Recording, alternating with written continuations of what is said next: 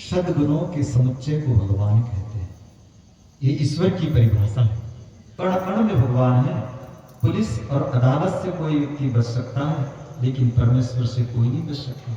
जिसके हजारों हाथ हैं, जिसके हजारों नेत्र हैं, जिसके हजारों पैर हैं, ऐसे भगवान को हम माने और सद्गुणों के रूप में वो भगवान इस धरती पर रहता है।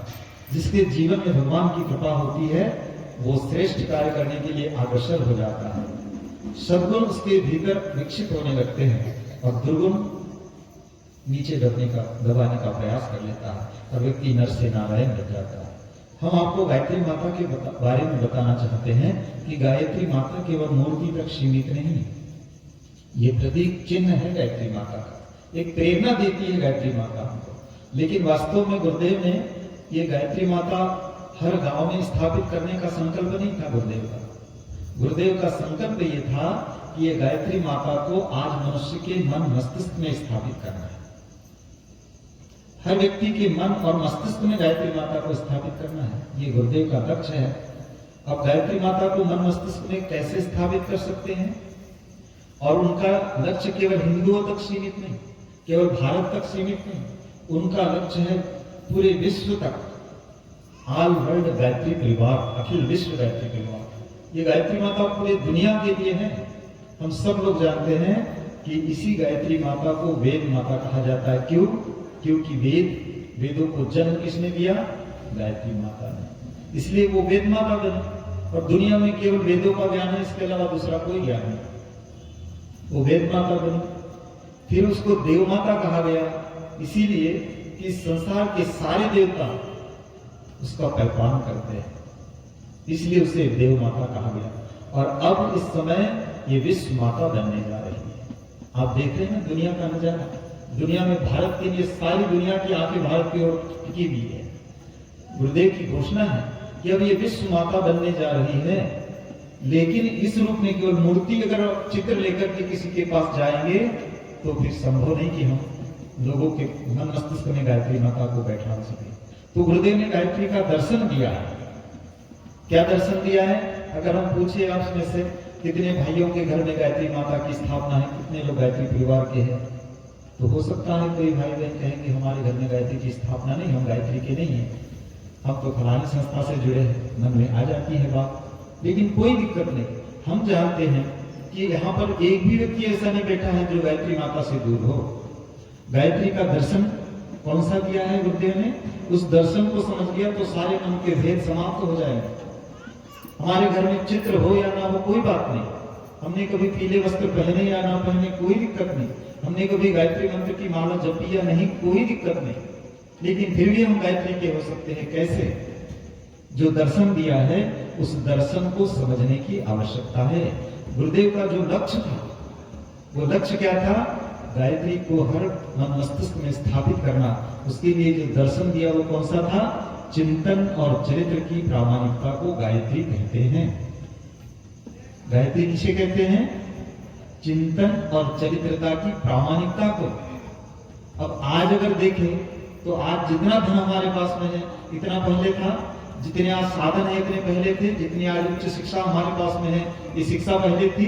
आज जितने हमने शानदार महल बना करके बैठे हैं, ऐसे मकान पहले थे नहीं। लेकिन हमारे बुजुर्गों के जीवन से थोड़ी शिक्षा लीजिए। हमारे पूर्वजों को देखिए, मकान उनके छोटे थे लेकिन जीवन बड़ा शानदार था, आनंद पूर्वक जीवन जिया। 100 वर्ष की आयु पूरी की उन्होंने, निरोग रहकर, स्वस्थ रहकर, प्रसन्न रहकर। भाई भाई आपस में लड़ते नहीं थे, पति पत्नी के बीच में कभी विवाद नहीं होता था, गांव में कभी विवाद नहीं होता था। ये गांव में अगर किसी एक बेटी का विवाह होता था तो गांव के सारे गणमान्य लोग उस दिन उपवास और व्रत रखते थे कि आज हमारी बेटी का भी की विदाई है, हम कैसे भोजन कर ले। इतनी एकता, इतना संगठन पहले गांव में रहता था, एक दूसरे के प्रति इतनी आत्मीयता थी। आज क्या हो गया? हमने मकान तो बड़े बना दिए लेकिन मन हमारा छोटा सा। 2 भाई एक साथ रहना पसंद करते हैं नहीं। क्यों? हमारा चिंतन और चरित्र खराब हो गया है। सोचने की शक्ति हमारे मन मस्तिष्क में बची नहीं जो सही सोच सके। इसलिए हमारे हिमालय के ऋषि श्रेष्ठताओं ने बैठ करके उनके संसद में यह प्रस्ताव दिया कि वास्तव में आज के मनुष्य के पास में सब कुछ है लेकिन फिर भी मनुष्य दुखी है, इसका मूल कारण है इसका चिंतन खराब हो गया है। तो चिंतन को ठीक करने की सामर्थ्य केवल गायत्री में है। गायत्री को सद चिंतन कहा जाता है, गायत्री को ऋतंबरा कहा जाता है, गायत्री को प्रज्ञा कहा जाता है, गायत्री को मेधा कहा जाता है, गायत्री को धी कहा जाता है। वही प्रज्ञा बुद्धि आज हम सबकी आवश्यकता बनी है। इसीलिए गुरुदेव ने इस गायत्री माता को गांव-गांव में, घर-घर में स्थापित करने का संकल्प लिया है, मन मस्तिष्क में स्थापित करने का संकल्प लिया है। आज हमारा चिंतन ही तो खराब हो गया है, दूषित हो गया। जिसका चिंतन श्रेष्ठ होता है उसका पूजन होता है समाज में और दुनिया में, और जिसका चिंतन खराब हो जाए, वो अपना सगा भाई भी है तो हम कहते हैं ये हमारा भाई, ये हमारा बेटा। सबसे बड़ी आवश्यकता है चिंतन हमारा श्रेष्ठ होना चाहिए। हम देखते हैं आज दुनिया में, आपने उदाहरण देखे होंगे जो कितने ऊंचाइयों पर थे, सारी दुनिया जिनके पीछे घूमती थी, लेकिन थोड़ा सा उनका चिंतन खराब हुआ और वो धराशायी हो गए। जिनको भगवान का दर्जा दिया जाता था लेकिन उनका चिंतन खराब हुआ तो कहां से कहां चले गए। ये चिंतन इतना जरूरी होता है, लेकिन चिंतन हमारा कैसा होना चाहिए? श्रेष्ठ होना चाहिए, शानदार होना चाहिए, प्रामाणिक होना चाहिए। सुंदरता चेहरे की नहीं, सुंदरता चरित्र की होना चाहिए। हमारा चरित्र कैसा हो? शानदार हो, प्रामाणिक हो। और जिसका चिंतन और चरित्र प्रामाणिक होता है, आप लोगों ने सुना है माता अनुसुईया के पास में कौन सी शक्ति थी जिसके बल पर उसने ब्रह्मा, विष्णु और महेश जैसे देवताओं को बच्चे बना दिया, बालक के रूप में बना दिया था। कौन सी शक्ति थी? चिंतन और चरित्र प्रामाणिक था। माता सीता के पास में कौन सी शक्ति थी कि उसने तिनका उठाया और त्रिलोकी विजय रावण उसको छू भी न सका। आप विचार कीजिए कौन सी शक्ति थी। माता सावित्री के पास में कौन सी शक्ति थी जिसके बल पर उसने अपने पति के प्राणों को वापस यमराज से छुड़ा कर लाया था। कौन सी शक्ति थी? वो शक्ति हम सब के पास में आ सकती है, लेकिन कब? जब हमारा चिंतन और चरित्र प्रामाणिक बने। इसे गायत्री कहते हैं। आज सबसे बड़ी आवश्यकता इसी की है। आप किसी भी देवता का पूजन कीजिए, कोई दिक्कत नहीं, आप कोई सा भी मंत्र बोलिए, कोई दिक्कत नहीं, लेकिन चिंतन और चरित्र अगर हमारा खराब है तो फिर कोई भी देवता हमारी मदद करने के लिए तैयार नहीं। आप दुनिया में कहीं चले जाओ कि ये मंत्र जब माला फेरी पूजन 8 याम का, रहे भाव संकीर्ण अगर तो वह पूजन किस काम का। हमारे हृदय में अगर संकीर्णता है तो फिर पूजा का मतलब ही नहीं। फिर कितनी माला जाप कर लीजिए, भगवान के पास में ऐसा कोई यंत्र नहीं लगा है कि वो आपकी कितनी माला जपी तो नोट करके रखेंगे, फिर उसके आधार पे आपको उसका फल मिलेगा। बिल्कुल नहीं, ये तो इसी जन्म में मिलता है। मंत्र जपने से हमारा हृदय चौड़ा होता है, हमारी भावनाएं चौड़ी होती है, दूसरों के लिए करुणा, दया, ममता जैसा भाव हमारे हृदय में विकसित होता है पूजा करने से, मंत्र जपने से। और इसकी हमको आवश्यकता है, इसीलिए मंत्र जप करने का हम सबको मार्गदर्शन दिया है। हम करें, पूजा भी करें, विभिन्न अलग अलग तरीके हैं, सूत्र है पूजा करने के, हम सब कुछ करें, लेकिन आवश्यकता इस बात की है कि हम शानदार जीवन जिए, चिंतन और चरित्र को प्रामाणिक बनाएं। इसे गायत्री कहते हैं और ये हमारे भारतीय संस्कृति की माता है। कौन? गायत्री। और पिता कौन है? पिता है यज्ञ। यज्ञ से हर व्यक्ति जुड़ा हुआ है, बचपन से जुड़ा हुआ है। यज्ञ का अर्थ केवल आहुति देना नहीं, यज्ञ का अर्थ केवल दीपक जलाना नहीं। यज्ञ के 3 अर्थ बताए हैं गुरुदेव ने। सबसे पहला अर्थ है दान, अर्थात देने का भाव हमारे हृदय में हो, और हर व्यक्ति देता है। देने की परंपरा प्राचीन काल से हमारे भारत की संस्कृति में है।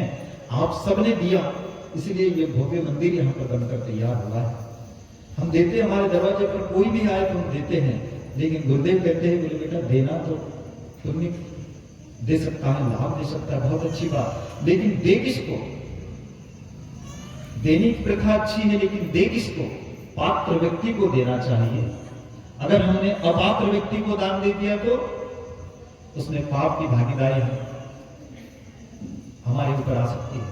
इसलिए हमने जो दान दिया उसका सदुपयोग हो तो उसे पुण्य मिलता है, और उसका गलत इस्तेमाल हो गया तो फिर पाप में भागीदारी होती है। इसलिए पात्र व्यक्ति को देने की परंपरा हमारे समाज में बनी रहे। अच्छे लोगों को दे, हम जो समाज का कार्य करते हैं वहां दान दें। ये सबसे पहला अर्थ है यज्ञ का। दूसरा अर्थ है देव पूजन, अर्थात हम जितनी पूजा की वस्तुएं यहाँ पर रखी है, आपने भी घर से आरती बना करके लाई है, इन वस्तुओं से भगवान प्रसन्न नहीं होते। इन वस्तुओं से हमारे मन को प्रेरणा मिलती है। कि जो वस्तुएं भगवान के सामने समर्पित करते हैं तो वो वस्तुओं की जो प्रेरणा है उसको हम अपने अंतर आत्मा में धारण करें। जल की आवश्यकता है क्या भगवान को? जल की आवश्यकता नहीं।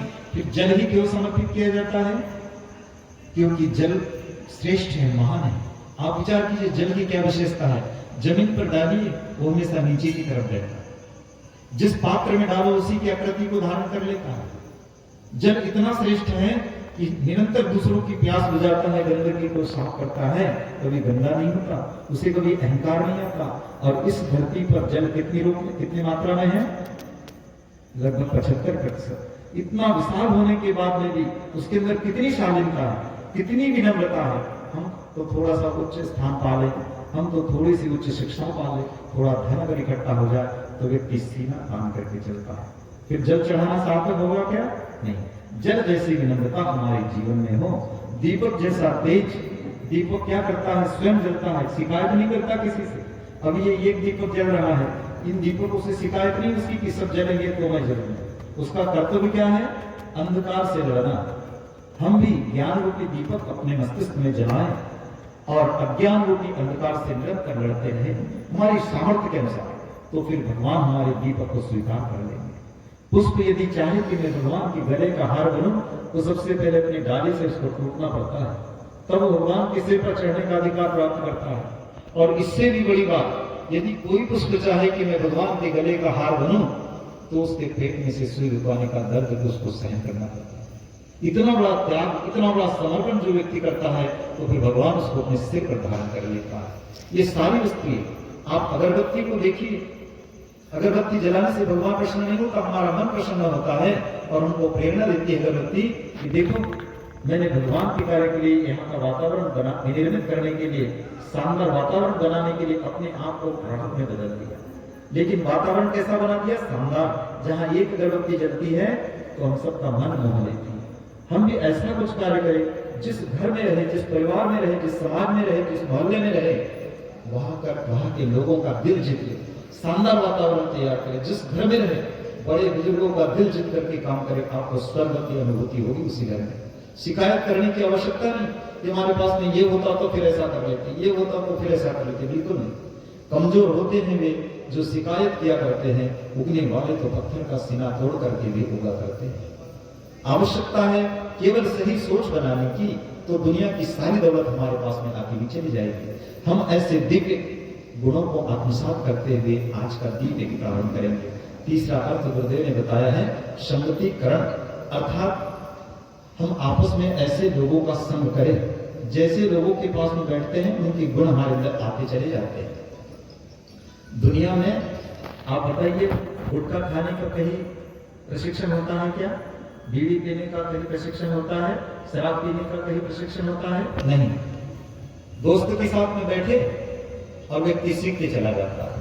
संगत का बड़ा गहरा असर पड़ता है। इसलिए हम अच्छे लोगों के साथ में बैठने का अभ्यास करें। घर में देव स्थान जहां पर है तो निरंतर भगवान के पास में बैठने का अभ्यास करें, तो हमारे अंदर देवत्व के गुण आते हुए चले जाएंगे। अनुभवशील लोगों के पास में बैठेंगे तो हमारे जीवन में अनुभव बढ़ेगा। पढ़े लिखे लोगों के पास में बैठेंगे तो शिक्षा हमारे जीवन में आती चली जाएगी, गाइडलाइन मिलती चली जाएगी। अच्छे लोगों के साथ में हम बैठे, ऐसे दिव्य गुणों को आत्मसात करते हुए